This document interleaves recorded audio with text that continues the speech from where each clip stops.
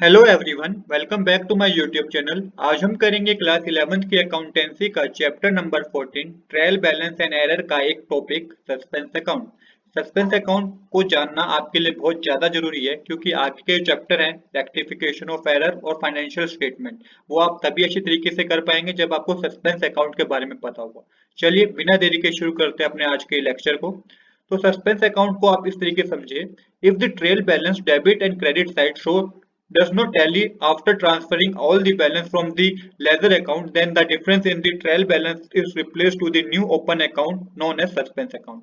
क्या होता है, किसी रीजन से ट्रायल बैलेंस का डेबिट साइड का बैलेंस और क्रेडिट साइड का बैलेंस आपस में टैली नहीं हो पाता, आपस में इक्वल नहीं हो पाता। तो उस पर्टिकुलर अमाउंट को शो करने के लिए हम सस्पेंस अकाउंट ओपन करते हैं। सस्पेंस अकाउंट हम ओपन करके जहां जिस साइड का बैलेंस कम होता है हम वहां पे वो अमाउंट को दिखा दे, चाहे वो डेबिट साइड हो चाहे वो क्रेडिट साइड हो। तो इसको बोला गया है सस्पेंस अकाउंट। अब एक बार पिछला कुछ रिवाइज कर लेते हैं ताकि आपको बेटर अंडरस्टैंडिंग हो सके कि सस्पेंस अकाउंट क्यों आया, क्यों हमने इसका यूज करा।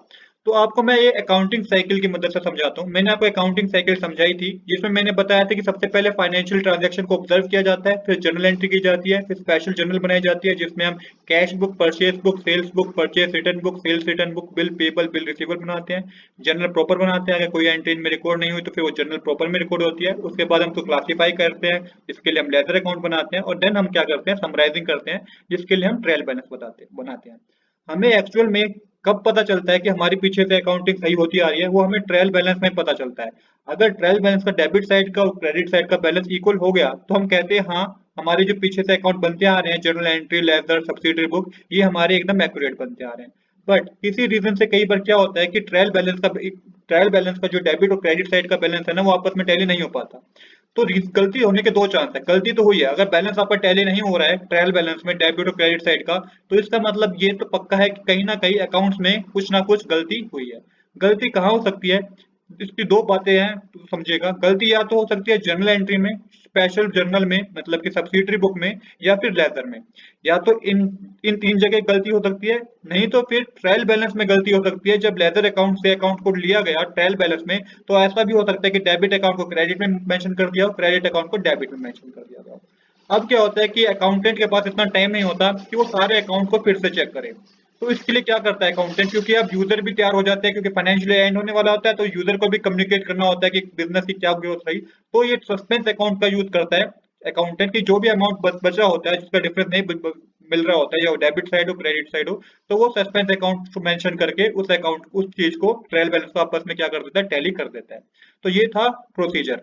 ऐसा मैंने बताया, ऐसा इसलिए करता है क्योंकि अब टाइम नहीं है, फाइनेंशियल स्टेटमेंट बनानी है, ट्रेडिंग के account, profit and loss and balance sheet बनानी है, जिस रीजन से ऐसा करना पड़ता है अकाउंटेंट को। अब चलिए आगे समझते हैं। ये आगे मैंने वही बात कही। If the trial balance debit and credit side does not tally after transferring all the balance from the ledger account, the difference in the trial balance is replaced to the new open account known as suspense account. इसको दो case से समझाता हूँ कि अब किस तरह के केस होंगे आपके पास। तो केस नंबर वन क्या होगा, केस नंबर वन समझिए ट्रायल बैलेंस का।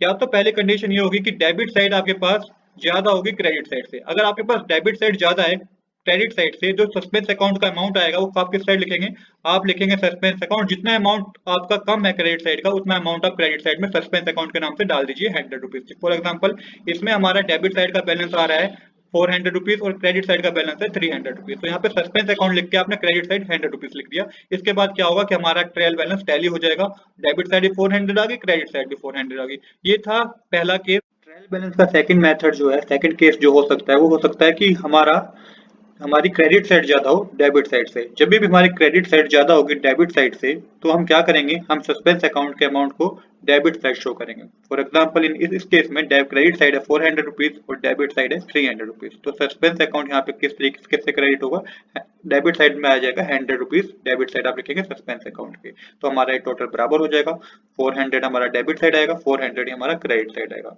अब यहाँ पे जो आपको अगली चीज समझनी है, जो मेन बात आपको समझनी वो ये समझनी है कि suspense account is a temporary account, not a permanent account, because anyhow this balance needs to be settled and amount posted in the right account.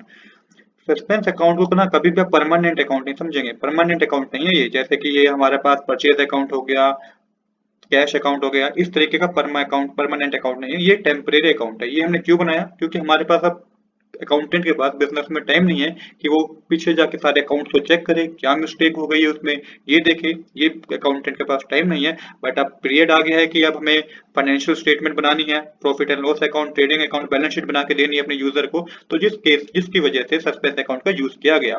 क्या होगा, जब भी अकाउंटेंट को टाइम मिलेगा, चाहे वो इस साल मिले चाहे नेक्स्ट ईयर की स्टार्टिंग मिले, ये सस्पेंस अकाउंट के अमाउंट को क्या किया जाएगा, ये एडजस्ट किया जाएगा जहां जिस अकाउंट से रिलेटेड होगा। मतलब पता चलेगी कि अगर कोई हमें चेक किए जाएंगे सारे अकाउंट, तो पता चलेगी भाई इस अकाउंट में हमारी गलती होगी, तो ये सस्पेंस अकाउंट जो हमने यहाँ पे लिखा हुआ है अमाउंट में, ये हमारा वापस हम उस अकाउंट में भेज देंगे।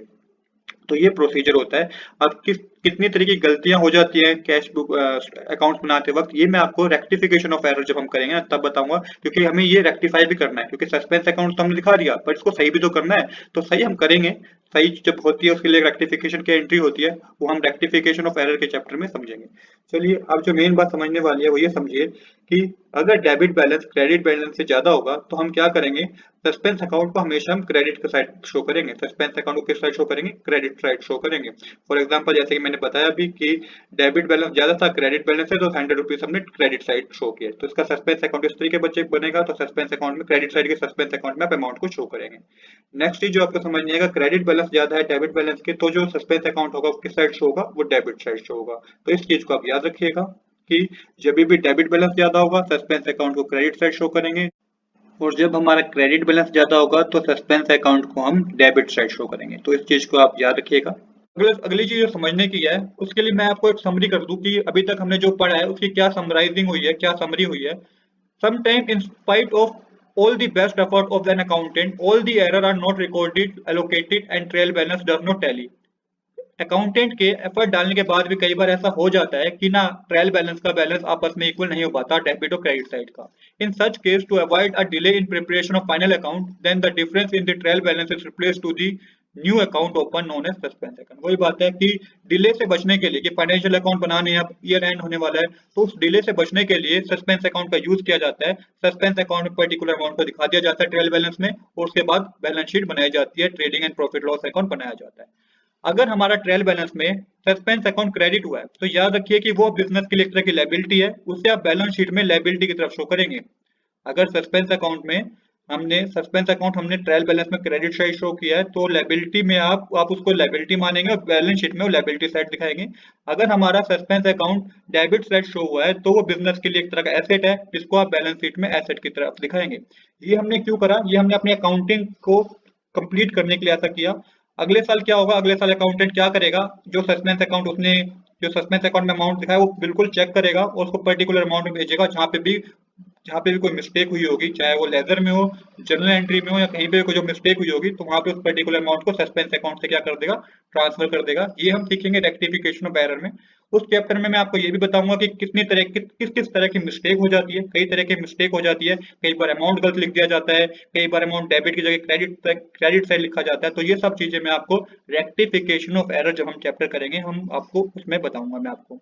चलिए अब लास्ट पॉइंट समझिए, जो कि यही है कि later when the error are allocated, the rectification entry will be passed with the help of the suspense account. Therefore, when all error has been located and rectified, the suspense account will automatically close. तो जब सारे error पता चल जाएंगे कि भाई कहाँ क्या मिस्टेक हुई है, तो क्या होगा, सस्पेंस अकाउंट क्या हो जाएगा, वो ऑटोमेटिकली क्लोज हो जाएगा, क्योंकि हम सस्पेंस अकाउंट में से वापस वो ट्रांजेक्शन को, उस अमाउंट को पर्टिकुलर अकाउंट में भेज देंगे। तो दोस्तों आज के लिए इतना ही। अगले लेक्चर में हम सस्पेंस अकाउंट के ट्रायल बैलेंस के क्वेश्चन करेंगे। If you like this video, please do subscribe this channel. Thanks for watching.